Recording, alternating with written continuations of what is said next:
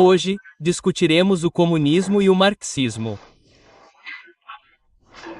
Discutiremos o que é, de onde veio e por que fez sucesso. No século XX, tivemos a Guerra Fria, e essa foi uma luta ideológica entre o capitalismo e o comunismo. E, por muito tempo, acreditamos que o capitalismo e o comunismo eram polos opostos, uma dialética, certo, preto e branco.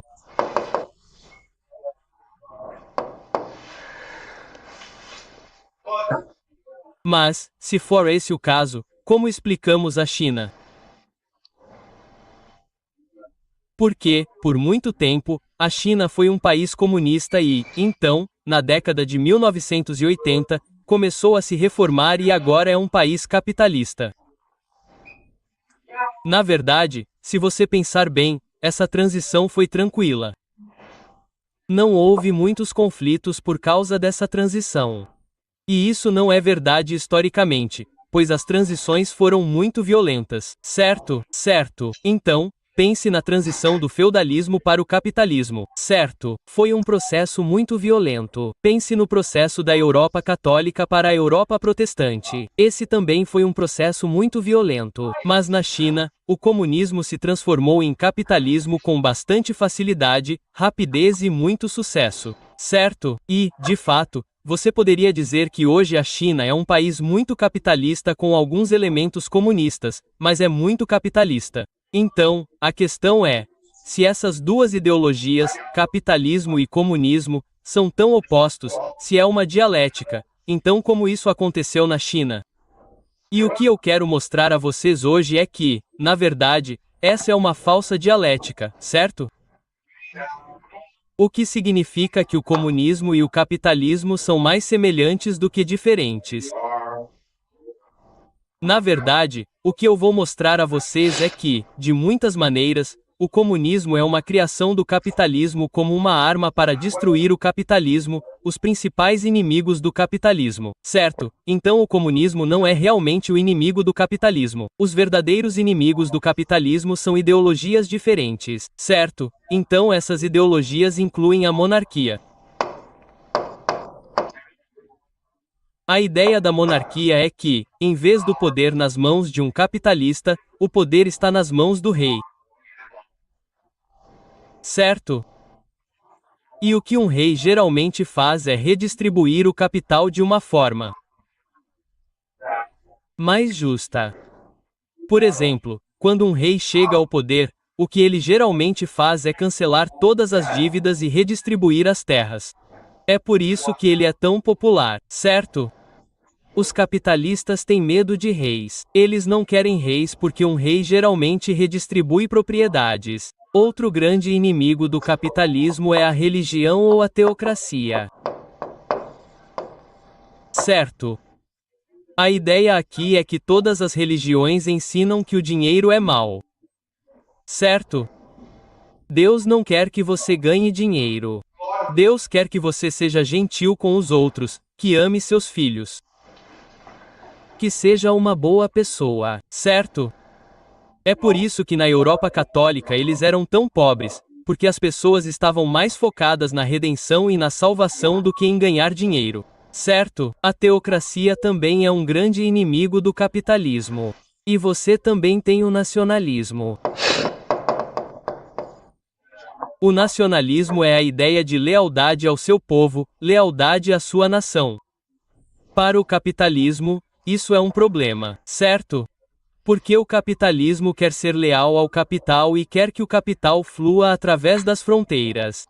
Então, vejo uma oportunidade de investimento na China. Quero tirar meu dinheiro dos Estados Unidos e colocá-lo na China. Não quero me preocupar com o fato de a China ser minha inimiga. A China não é meu povo, certo? Então, o nacionalismo também é um grande problema. E então você também tem outro problema, ok, chamado democracia. Então, acredite ou não, os capitalistas odeiam a democracia. Por que eles odeiam a democracia? Porque, se você pensar bem, se as pessoas tivessem poder, os trabalhadores tivessem poder, Todos se reuniriam e votariam para redistribuir a riqueza, certo? Para fazer os ricos pagarem mais impostos. Chamamos isso de socialismo. Certo? Então, pense bem, o inimigo do capitalismo não é o comunismo. São essas 4 outras coisas. Se você pensar bem, o comunismo está trabalhando com o capitalismo para destruir todas essas 4 coisas, certo? Então, vamos dar uma olhada nessa monarquia. Certo, o comunismo não permite que monarcas surjam. Ele permite que um partido surja. Certo, o que é um partido? Partido é uma holarquia. Certo, que é um sistema capitalista. Agora, teocracia, o que Marcos diz? Marcos diz que a religião é o ópio do povo. A religião é o grande mal do mundo. A religião cria uma falsa consciência. Portanto, devemos destruir todas as religiões, certo? E se a religião for destruída, o que resta? A única coisa que resta é o dinheiro. Certo? Agora, o nacionalismo, o comunismo nacional são internacionais, certo? Trabalhadores do mundo, une-vos. Então, o nacionalismo também é ruim. Queremos nos unir como um mundo. Todos os trabalhadores, une-vos. A consciência de classe é mais importante do que a identidade nacional, certo? Agora, a democracia. Não, não, não. Isso também é ruim, certo? Porque os trabalhadores não podem defender seus direitos. Os trabalhadores têm uma falsa consciência. Os trabalhadores foram submetidos a uma lavagem cerebral pelos capitalistas na escola, na mídia, na internet, em Hollywood, certo? Portanto, uma vanguarda, o partido deve liderar o povo para o socialismo. Certo? Então, é muito conveniente como o capitalismo e o comunismo têm inimigos semelhantes. E o comunismo ajuda a destruir todos os 4 inimigos de uma forma que o capitalismo não consegue. Certo? Você também pode argumentar que talvez o comunismo tenha sido uma arma ou um vírus.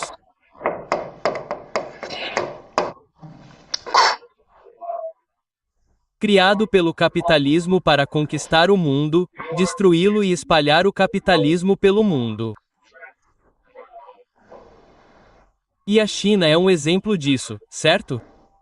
Pense na revolução cultural que destruiu a religião, a tradição e a identidade cultural. E o que aconteceu depois da revolução cultural? A China se tornou capitalista e hipercapitalista. A China teve a taxa de crescimento mais rápida do mundo. Como isso aconteceu? Certo, não estou dizendo que isso é verdade. Estou dizendo algo para pensarmos. Certo, certo. Então, vamos pensar sobre isso agora e, de novo, tudo isso é apenas especulação da minha parte, certo? Não sei bem. Estou dizendo, tipo, por que isso está acontecendo? Porque essa é a correlação, certo? Certo, um exemplo é Karl Marx. E Karl Marx, claro, é o fundador do comunismo. E a história de Karl Marx é muito, muito estranha. Por exemplo, ele é um cidadão alemão, mas passou todo o seu tempo na Grã-Bretanha. Ele foi exilado da Alemanha porque eles defendiam a Revolução Mundial. Então ele foi para a Grã-Bretanha. Mas a Grã-Bretanha também é um país capitalista. Então por que ele tem permissão para fazer o que quiser na Grã-Bretanha? Ele escreveu a maioria de suas obras em uma biblioteca britânica em um museu britânico. Então por que as autoridades britânicas permitiram que ele fizesse isso? Essa é uma pergunta para nós, certo? A Grã-Bretanha é o país mais capitalista do mundo nesta época, século XIX. E a Grã-Bretanha basicamente permitiu que Marx vivesse lá e fizesse o que quisesse. Certo, isso é estranho. O número 2 é Karl Marx.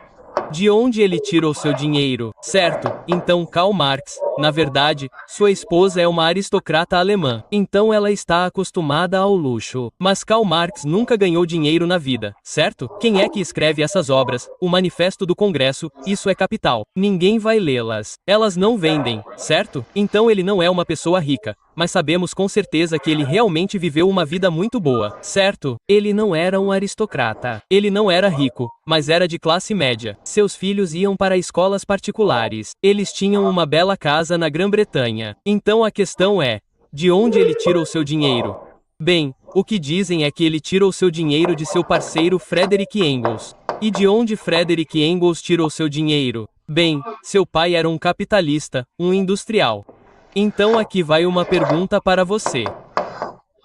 Por que seu pai, que é uma pessoa muito rica, deixaria Engels dar tanto dinheiro para Marx, e Marx está pedindo uma revolução mundial para destruir os capitalistas?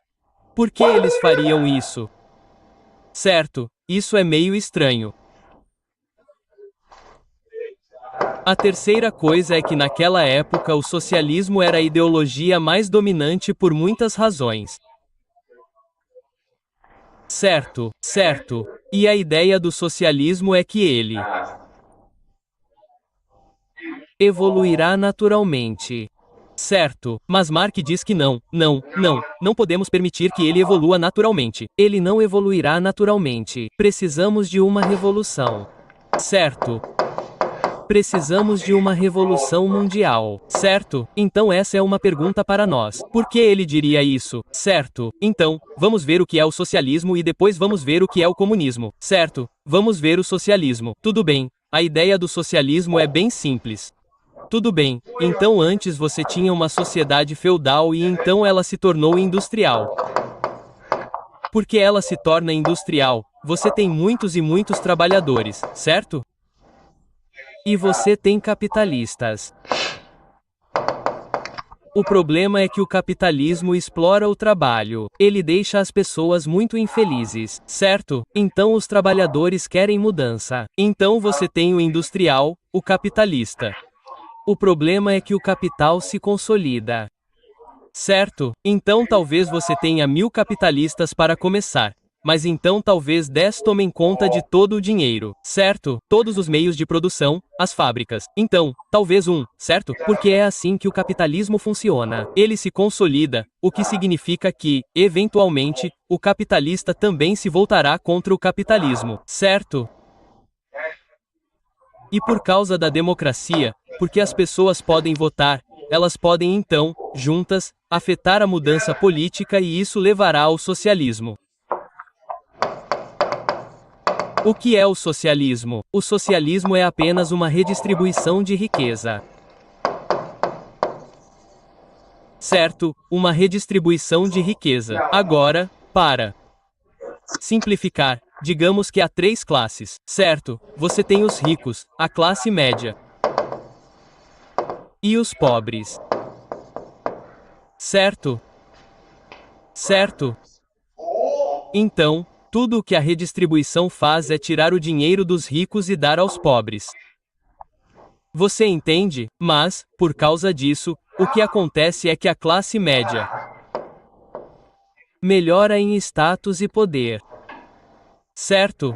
Então, se você olhar para o sistema, você pensaria: ok, olha, os pobres querem este sistema porque eles têm mais dinheiro, eles têm mais igualdade. Mas também as pessoas que realmente querem o sistema são a classe média porque isso significa que, com o tempo, eles têm mais poder e status do que os ricos, certo? E esta é uma coalizão muito poderosa. É por isso que os socialistas acreditam que, com o tempo, isso é apenas uma evolução natural. E isso é verdade para a maior parte da história humana, certo? Então, depois da Segunda Guerra Mundial, a Europa não se tornou comunista, não se tornou capitalista, tornou-se socialista. Tinha um sistema de bem-estar social muito forte, certo? Então, é o curso natural da história humana. O socialismo se tornará inevitável, certo? Não faz sentido para vocês, certo? Porque essa é a maioria das pessoas. Mas Mark teve problemas com isso, certo? Mark diz: ok, tudo bem.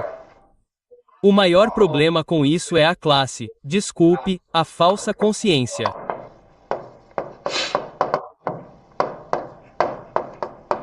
Certo, você acha que esse é um processo natural. mas os capitalistas, a elite dominante, têm muitos truques na manga. Aspas, certo? Por exemplo, eles podem fazer lavagem cerebral nos trabalhadores. Certo? Então, para isso funcionar, você precisa criar uma consciência verdadeira. Então, você precisa destruir a religião. Você precisa reformular o sistema educacional. Você precisa controlar a mídia. Certo? Caso contrário, o capitalista usará as escolas, a mídia e a religião para fazer lavagem cerebral nos trabalhadores. E esses trabalhadores também precisam se unir em todo o mundo para ter poder de verdade. Certo? Por quê? Porque a verdadeira luta é de classe. Certo? Consciência. E para o socialismo surgir, precisamos destruir a classe. Certo? Então a ideia da classe média obter poder é ruim. O que deveríamos ter é que todos fossem iguais. Certo? Igualdade. Certo? E essa é a ideia do marxismo de destruir toda a propriedade. Certo? Essa é a principal diferença entre socialismo e comunismo. Socialismo é a redistribuição de propriedade. Comunismo é a destruição de propriedade.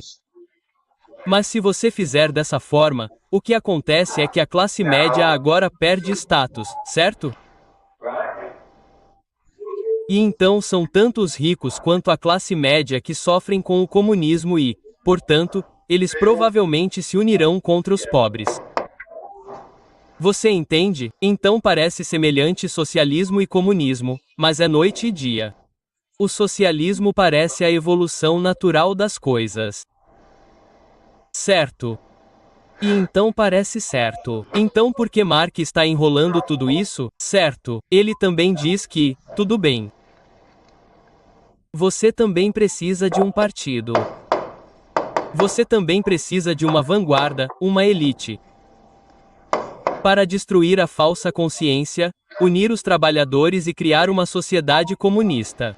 E quando eles fizerem isso, quando o sistema for completamente comunista, então o partido abrirá mão do poder e você terá um paraíso socialista. Mas então a questão é: por que o partido abriria mão do poder? Certo? Então, se o partido é capaz de criar consciência, por que eles simplesmente não mudam para uma falsa consciência diferente? Certo? Então, o problema com Marx é que ele está trabalhando no socialismo e o tornando mais extremo. Também o está tornando mais confuso. E por que ele faria isso? Certo, está muito confuso agora. Tudo bem.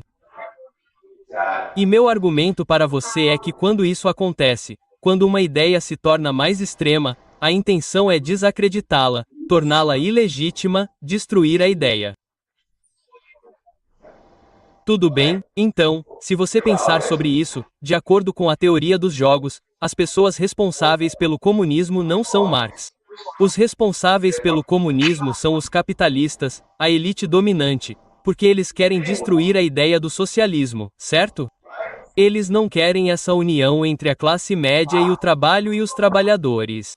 Eles querem que a classe média permaneça com a nobreza e a oligarquia, certo? Isso faz sentido? Tudo bem. Então, deixe-me mostrar como isso funciona. Certo?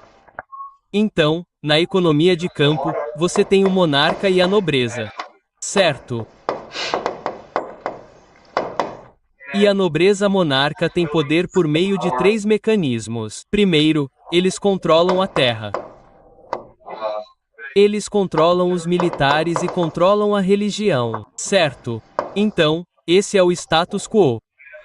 E os camponeses são as pessoas que trabalham na terra. E isso era verdade para a maior parte da Europa católica. Mas então, com a ascensão do industrialismo, novas pessoas chegam ao poder, certo? Então, por exemplo, você tem o bojo. Quem são os bourgeois? Os bourgeois são apenas os capitalistas, os donos das fábricas, certo? E por causa do bojo, agora você tem os trabalhadores. E então, por causa dessa economia industrial, você tem a classe média. Certo, a classe média é formada por advogados, professores, contadores, jornalistas, pessoas que apoiam a economia industrial. Certo? Agora, Quando isso acontece, quando novos grupos de pessoas surge tensão, violência, certo? E foi isso que levou à Revolução Francesa, onde surgiu a nova ordem. Essas pessoas trabalharam juntas para tentar derrubar a velha ordem, e isso levou às guerras napoleônicas.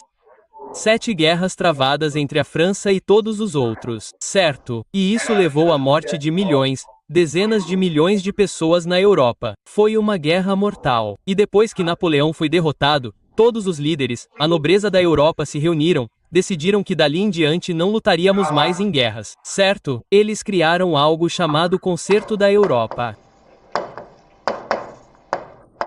O Concerto da Europa é basicamente essas diferentes monarquias concordando em resolver as diferenças por meio de negociações, em vez de no campo de batalha. Então pense nisso como uma organização das Nações Unidas, certo? E funcionou muito, muito bem.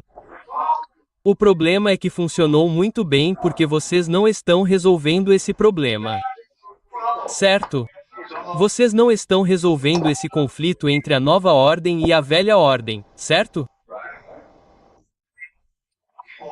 Essas pessoas querem manter o status quo, mas essas pessoas da economia industrial querem uma nova ordem que permita a democracia. Certo, liberalismo. Certo, socialismo. Certo, então, uma maior redistribuição de riqueza. Uma maior participação no sistema político e as limitações da religião, certo? Então, basicamente a Revolução Francesa. Tudo bem. Então, agora, esse sistema foi criado para evitar a Revolução Francesa, mas por causa da paz, os ingredientes para a Revolução Francesa estão aumentando. Certo, e isso levou a algo chamado de Revoluções de 1848.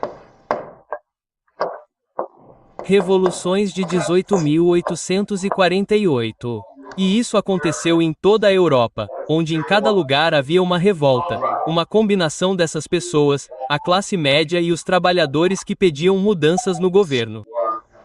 Certo, alguns lugares eram violentos, alguns lugares eram pacíficos, alguns lugares se concentram mais na democracia, alguns lugares se concentram mais no liberalismo, alguns lugares focam mais no socialismo. Certo, tudo bem. Então, isso faz sentido? Depois de 1848, o que os líderes da Europa reconheceram é que, sabe de uma coisa? Se não fizermos nada sobre essa situação, eventualmente a nova ordem vai nos consumir. A nova ordem da burguesia, classe média e trabalhadores. Essa aliança vai nos destruir. Então, o que podemos fazer sobre isso? A solução deles é dividi-los. Certo, temos que dividi-los. Então, antes, os conflitos eram sobre poder, status, religião, certo? Então, a primeira ideia é criar a ideia de que o conflito real é de classe. Certo. Então, o verdadeiro inimigo não é entre a nobreza e a burguesia. Certo. O verdadeiro inimigo é entre a burguesia e os trabalhadores. Certo. Esse é o conflito real. Certo. A segunda é que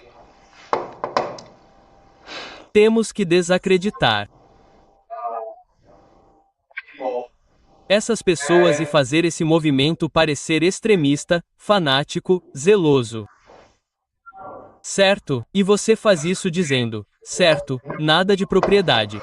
O que queremos não é uma sociedade de guerra. O que queremos é uma sociedade completamente igualitária, onde ninguém tem dinheiro, ninguém tem direitos, ninguém tem liberdade. Comunismo. Certo? E a terceira maneira de deliberar é dizer que isso é uma conspiração internacional. Ei, pessoal, judeus. Esses comunistas estão em uma sociedade secreta que quer dominar o mundo inteiro. Então não é que esses trabalhadores só queiram mais direitos. Não, Não, não. Esses trabalhadores são ferramentas em uma conspiração real para conquistar o mundo inteiro. Eles são financiados por judeus, por capitalistas, pelos britânicos. Quem se importa, certo? Mas eles não são alemães. Eles não são franceses. Eles não são nós. Você entende? Então pense nisso. O comunismo foi um golpe. Certo? Uma ferramenta usada pela elite, pela nobreza para tornar o movimento da democracia, do socialismo e do liberalismo ilegítimo. Certo? Essa é a propaganda dele. Certo? Não faz sentido. Pessoal, tudo bem. Então vamos olhar as evidências para isso. Tudo bem. Então, essas são as revoluções de 1848. O que aconteceu foi que, por causa da paz, houve superpopulação e crescimento econômico. Certo? Isso levou à desigualdade, que levou à corrupção. Isso levou ao conflito entre a burguesia, os novos poderes emergentes, e a nobreza, os poderes do status quo. Certo? E é por isso que temos essas revoluções por toda a Europa. Certo? Então, olhe para a França. Certo? Esta é uma França. Você olha para todos esses lugares, tudo acontecendo ao mesmo tempo.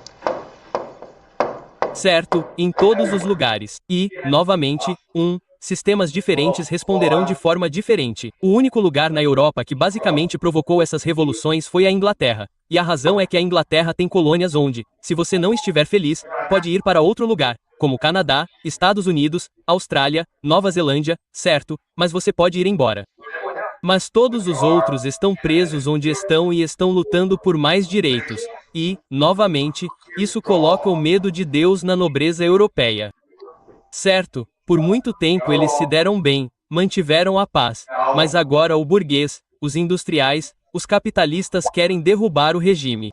Certo, então, o que eles fazem agora é patrocinar a criação do comunismo para dividir os capitalistas, a classe média e os trabalhadores uns contra os outros. Certo, certo, para criar a ideia de conflito de classes. Tudo bem.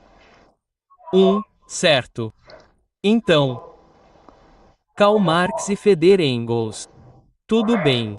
Eles escrevem algo chamado Manifesto Comunista. E isso vem depois das revoluções de 1848, porque, depois da Revolução de 1848, eles estão absolutamente convencidos de que a Europa está pronta para uma revolução global. Certo?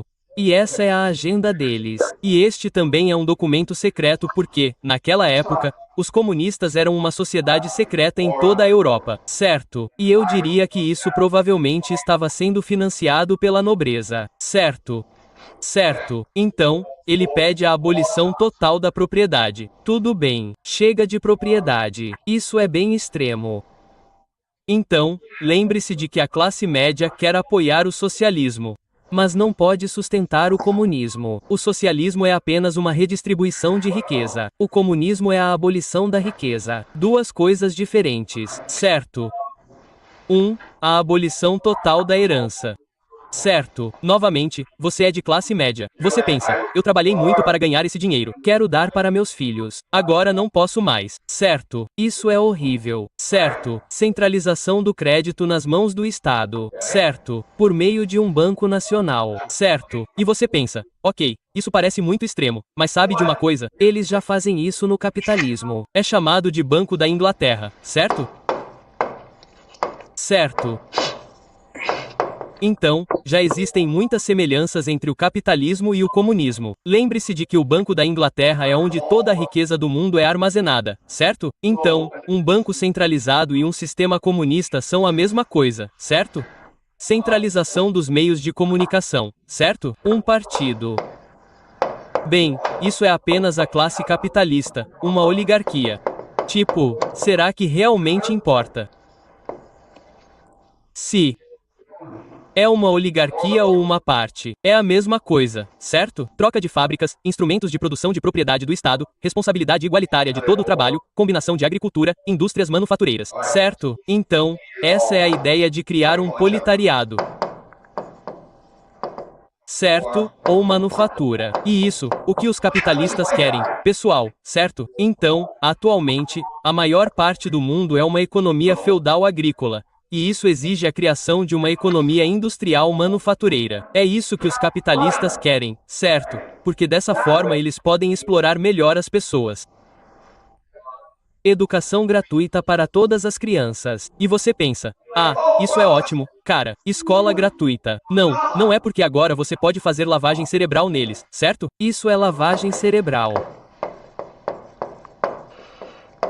Então, sabe, você pensa, ok, bem, essa agenda é comunista. Bem, se eu sou um capitalista, estou bem com essa agenda, certo? Estou feliz com essa agenda. O que há de errado com essa agenda? Aspas. Certo? Certo. Quando as classes de desenvolvimento do curso tiverem desaparecido e toda a produção tiver sido concretizada em uma vasta associação aprimorada de toda a nação, o poder público perderá seu caráter político. O chamado poder político é meramente o poder organizado de uma classe para oprimir outra. O político, durante sua disputa com o burguês, é compelido pela força das circunstâncias a se organizar em sua classe. Se por meio da revolução ele se torna a classe dominante ao varrer pela força as velhas condições de produção, então, ao longo dessas condições, ele terá varrido as condições para a existência de classe e o antagonismo de classes em geral e, assim, terá abolido sua própria supremacia como classe. Certo, certo. Então, isso soa muito público, mas não é. Certo. Primeiro, estabelece que o político e o partido são os verdadeiros inimigos, não entre o capitalista e a monarquia, ou seja, entre o capitalismo e a religião.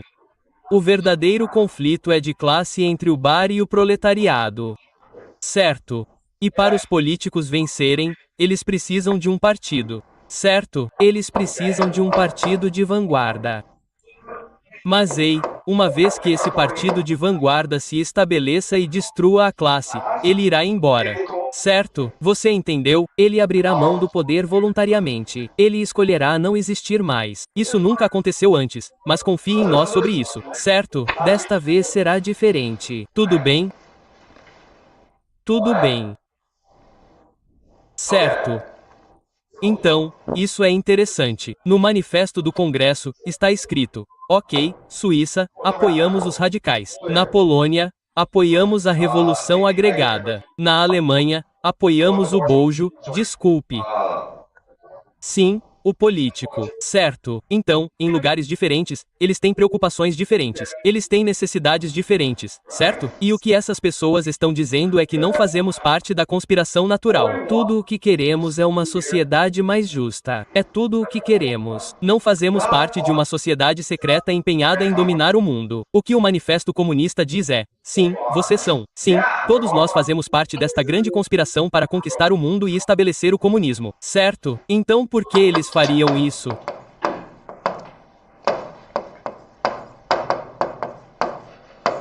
Por que eles fariam isso? Isso é muito estranho, pessoal, certo? Por que eles admitiriam que somos uma conspiração nacional? Somos uma sociedade doente. Este é um documento secreto que lemos entre nós. Mas também é possível que você roube e mostre que sim, existe esta sociedade secreta e que é uma conspiração de judeus que estão tentando destruir o mundo. Certo, muito interessante. Certo, então agora eu quero falar sobre 1917. O que acontece em 1917 é que a Primeira Guerra Mundial está estourando, certo? E os russos estão perdendo a guerra. O Tsar, Nicolas Zaen, abdica e agora você tem um governo democrático na Rússia. Mas então os bolcheviques são uma facção comunista extrema. Certo? Eles lançaram a Revolução de Outubro. Então, basicamente, eles tomam o poder para si mesmos e depois fazem eleições, como você pode ver nesta eleição. Os bolcheviques, embora tenham tomado o poder, não são tão populares quanto os socialistas. Certo, os socialistas vão defender uma mudança mais gradual. Os bolcheviques querem uma mudança radical. Então, você pode ver que 17 milhões de pessoas votaram nos socialistas. Apenas 10 milhões de pessoas votaram nos BVS, embora os BIVS controlassem o governo. Certo? E também veja isso. No final das contas, eles obtiveram apenas 23% do voto popular. Certo? Então, eles não são uma facção popular. Eles são uma minoria. Certo. Mas isso dá início à guerra civil. Certo. E como você pode ver, neste momento da história, sim, os comunistas têm controle sobre as principais cidades da Rússia, mas eles não controlam realmente a maior parte da Rússia. Na verdade, eles têm muitos e muitos inimigos. Eles têm que lidar com os brancos. Os brancos são basicamente a nobreza.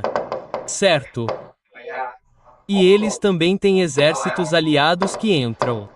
Eles têm os verdes, que são os camponeses, certo? Eles têm muitos e muitos inimigos. E neste momento da história, você não poderia esperar que os Biviks venceriam esta batalha, certo? Mas eles vencem. Tudo bem, aqui está algo interessante. Estes são os Romanovs, certo? Os Romanovs. Desculpe.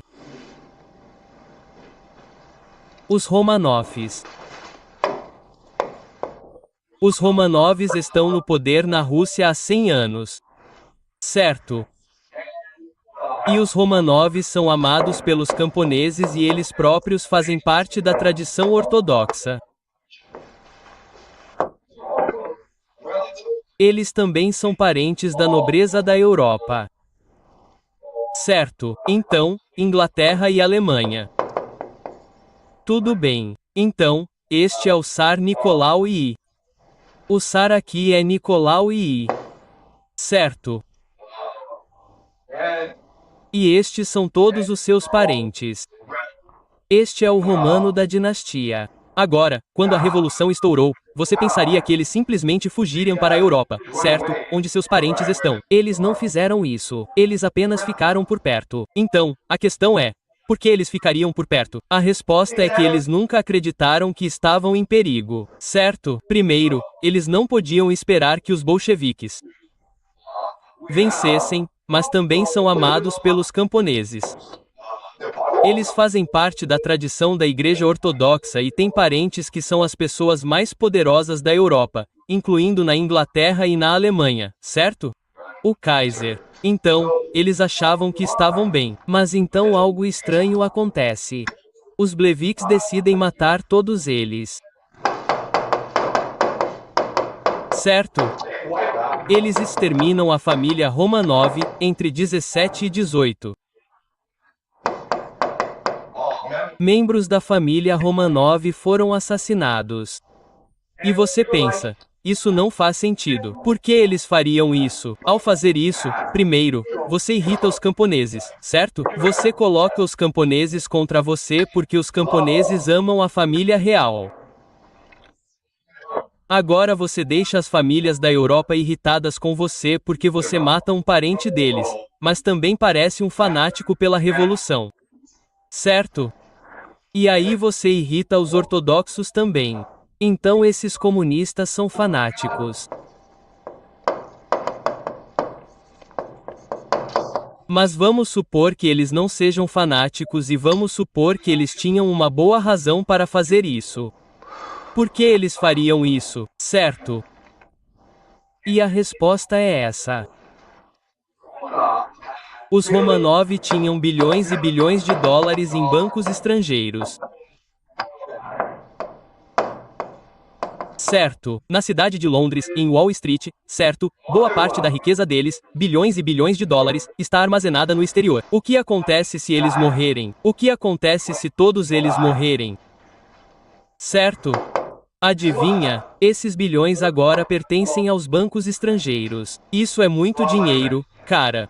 E, de fato, foi exatamente isso que aconteceu, quando todos eles morreram e os bancos estrangeiros simplesmente assumiram o controle desse dinheiro. E essa é uma das grandes controvérsias do século XX. Certo, o governo da Rússia vem tentando há muito tempo reaver esse dinheiro. E o banco oposto diz: bem, você não é dono desse dinheiro. Quem é dono desse dinheiro são os Romanovs. Certo? Então, isso é uma evidência de que os comunistas e os capitalistas são realmente amigos. Eles estão trabalhando juntos. Certo? Isso faz sentido, pessoal? Tudo bem. Vamos continuar. Tudo bem. Outra coisa é que, novamente, os Biviks não são tão populares. certo? Os camponeses estão chateados com eles porque acabaram de matar a família nobre. Não há muitos trabalhadores. Então, como eles podem lutar nessa guerra? Bem, eles lutam essa guerra usando mercenários, certo? Da Lávia, da China, dos húngaros, certo? Então, há mais de 200 mil desses mercenários. E você fica tipo, espera aí. Como esses caras foram pagos? Os bushins não têm dinheiro. Como eles estão sendo pagos? Certo? E a resposta é, bem, pessoal de Wall Street e a cidade de Londres deram dinheiro ao Bovix para pagar esses mercenários. Foi Wall Street que pagou por esses mercenários. Por que eles fariam isso? E a resposta é porque os valentões, para retribuir, criaram o terror vermelho. Certo, o terror vermelho é quando os bolcheviques basicamente foram até todas as pessoas ricas da Rússia. A nobreza disse: vocês me dão todo o seu dinheiro ou eu vou acabar com sua filha, vou matar sua esposa, vou te matar. Certo? E adivinha, ao fazer isso, eles ganharam muito dinheiro e esse dinheiro foi usado para pagar Wall Street pelos mercenários estrangeiros. Novamente, capitalistas e comunistas trabalham bem juntos. Certo? Então você tem os aliados, certo? Então, a Grã-Bretanha, os Estados Unidos, a França e o Japão enviaram esses exércitos enormes para a Rússia e todos pensaram: ok, eles deveriam destruir o comunismo porque eles são capitalistas. Eles têm medo dos comunistas. Mas, na verdade, foi assim que aconteceu. Certo? Eles foram cobrar dívidas. Certo? Então, a Rússia devia dinheiro a esses países. Os soviéticos, os bolcheviques, pagaram essa dívida. Então, os aliados foram embora e atacaram os brancos. Certo? Tudo bem. Então, os aliados ajudaram os Biviks e Wall Street deu dinheiro aos Biviks para os mercenários. E foi assim que os bolcheviques venceram a guerra. Isso faz sentido? Tudo bem. Então, capitalistas e comunistas trabalham bem juntos porque têm uma visão de mundo semelhante. Tudo bem. Então, esta é uma passagem de um livro chamado Wall Street e a Revolução Russa, de Richard Spence. Certo? E Richard Spence é um historiador e ele tinha muita documentação de que Wall Street está realmente financiando os bolcheviques. E ele explica por que isso aconteceu. Ele diz que Wall Street quer destruir a economia russa. Certo? Destruir a economia russa porque a Rússia é uma ameaça. Certo? E então eles querem roubar as riquezas e os recursos dos russos. Certo? Esse é o propósito de financiar os BVICS para destruir a economia russa e roubar a riqueza da Rússia. Tudo bem. De 1918 a 1921, os Boviks reduziram a Rússia a uma economia baseada em escambo e roubo. Certo? Então, os B basicamente roubaram tudo dos ricos, da classe média e dos pobres para financiar sua guerra.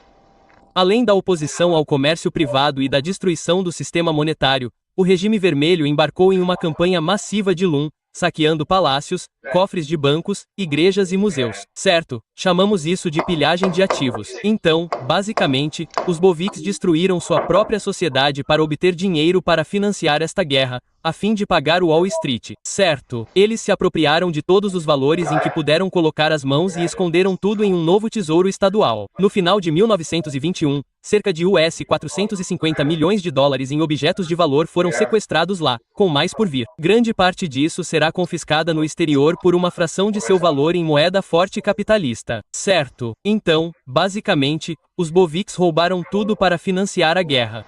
Certo?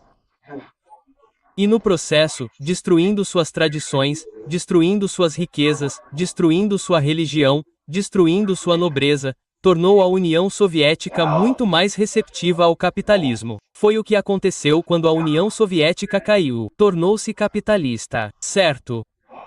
Isso nos mostra que o capitalismo e o comunismo não são inimigos. Eles são parceiros na conquista do mundo. E é disso que se trata o século XX.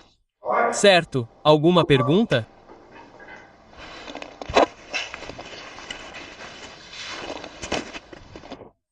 Então, Acho que para a China, quando a China for oficialmente reconhecida como um país, a maioria deles disse que precisamos buscar o comunismo e abandonar o capitalismo. Mas eles seguiram o pensamento de Marx e, atualmente, há um termo especial que é, acho que não sei o nome em inglês, mas é chamado de socialismo único chinês. Não sei se é essa a maneira como os líderes lidam quando o país está, você sabe, realmente buscando o capitalismo ou está realmente buscando o capitalismo, mas o objetivo do comunismo é apenas professado. Certo. Então, a China é um exemplo interessante porque quando Marx estava examinando o mundo, os dois lugares que ele realmente não considerou foram Rússia e China. Certo, certo. Então, Marx. Certo, Rússia e China. Certo, por quê? A resposta é porque ambas são agrárias agrícolas, ou o que ele chama de feudal. Então, da perspectiva dele, Rússia e China não atingiram um estágio de desenvolvimento que esteja maduro para uma revolução mundial, certo? Para ele, o foco está na Alemanha.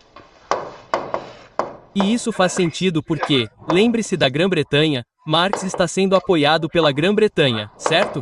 E a Grã-Bretanha é um grande inimigo da Alemanha. É por isso que a Grã-Bretanha apoiaria Marx porque ele quer, porque Marx está tentando criar uma revolução na Alemanha, que é um grande inimigo da Grã-Bretanha, certo? Isso faz sentido. Então, para Marx, ele não acha que China e Rússia realmente não importam porque são atrasadas. São agrícolas. Elas têm monarquias. Certo. Então, isso realmente não se encaixa em seu modelo. Mas aí Lenin, certo, veio e disse: não, vocês podem acelerar a revolução. Certo, vocês não precisam nem de camponeses para se tornarem trabalhadores se tiverem um partido para ajudar no processo. Certo. Então, essa foi a contribuição de Lenin. E Mali disse: não, vocês nem precisam de trabalhadores, certo? Vocês podem ter um movimento inteiramente de camponeses. E então, uma vez que vocês venceram a revolução, então vocês podem criar a revolução industrial. Então, realmente, se vocês pensarem bem, Mao não estava realmente liderando uma revolução comunista. Era. Vocês sabem, tinha a fachada do comunismo, mas era realmente uma revolta camponesa.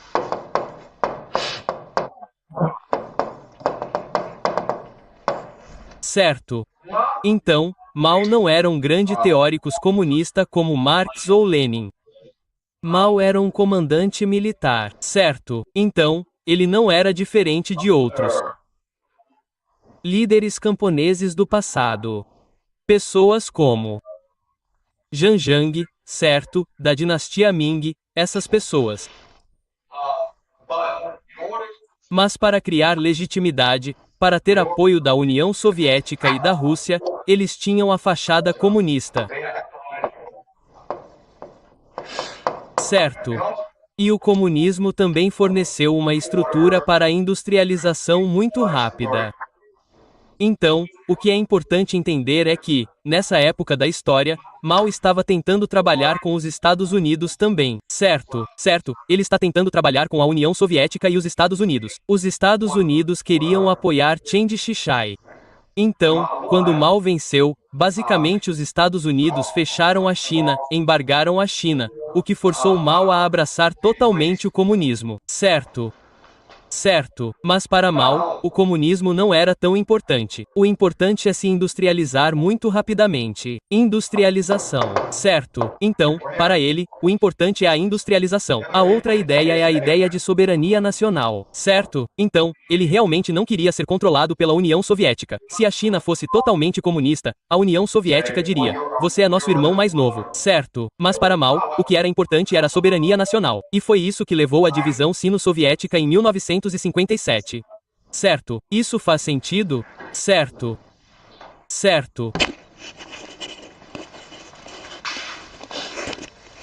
Então podemos entender que capitalista é igual a comunista, comunismo ou capitalismo é igual a comunismo ou comunismo é uma arma do capitalismo, mas se tentarmos buscar o comunismo no final, finalmente alcançaremos o capitalismo. Certo. Certo. Então o capitalismo é a crença de que você pode fechar a sociedade em torno do capital. Certo. E isso é uma ameaça direta à velha ordem. Certo. A velha ordem. Que se concentrava na religião, no rei, nos militares. Certo. Então o capital é como não vamos nos safar com toda essa complexidade. Vamos apenas fazer do capital a base da sociedade. Certo. Agora o que aconteceu é que, quando esses dois sistemas entraram em conflito, certo, os trabalhadores queriam o socialismo, certo, social-democracia. Então o capitalismo, do capitalismo, você teve a social-democracia, certo? A social-democracia é fácil, certo? Sim, sim, acreditamos no capitalismo, mas acreditamos em restrições ao capitalismo. Acreditamos em uma distribuição justa do capital, certo? E isso faz sentido porque, bem, você não pode ter apenas algumas pessoas com todo o dinheiro, certo? Tudo bem. Mas o que aconteceu foi que a social-democracia era uma ameaça tanto à velha ordem quanto ao comunismo. Certo? Então, o que eles fizeram no capitalismo da velha ordem foi transformar a social-democracia em comunismo para deslegitimar a social-democracia para torná-la uma ameaça a todos. Certo? Isso faz sentido? Certo. Então, para resumir, o capitalismo é apenas uma consequência natural da história.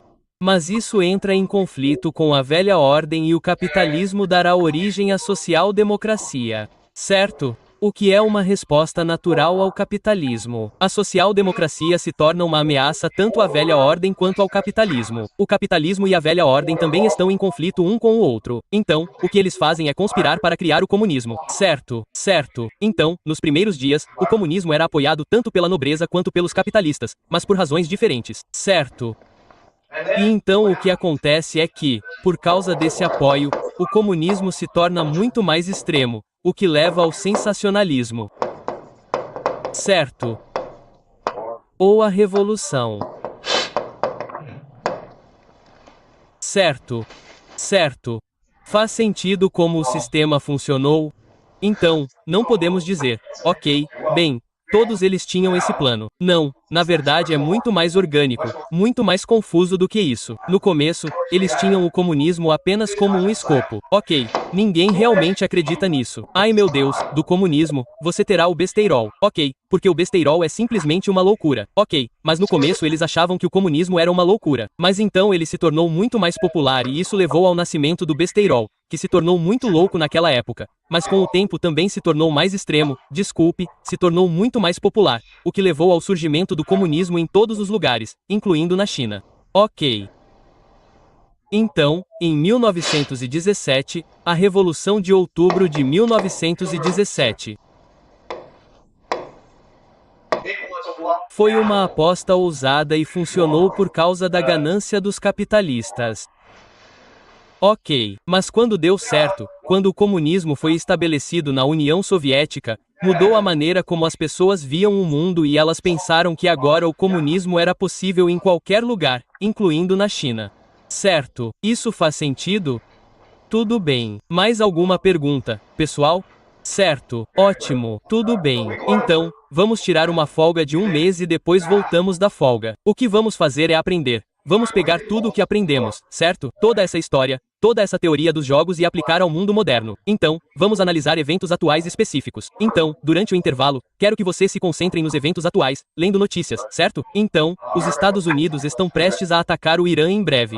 Os Estados Unidos vão dominar a Groenlândia e o Canadá. Trump está visitando a China em abril. Haverá muitas notícias para cobrirmos. Certo. Então, durante o intervalo, por favor, concentrem-se em se manter atualizados sobre os eventos atuais. Tudo bem. Certo, pessoal? Tudo bem. Vejo vocês depois do intervalo.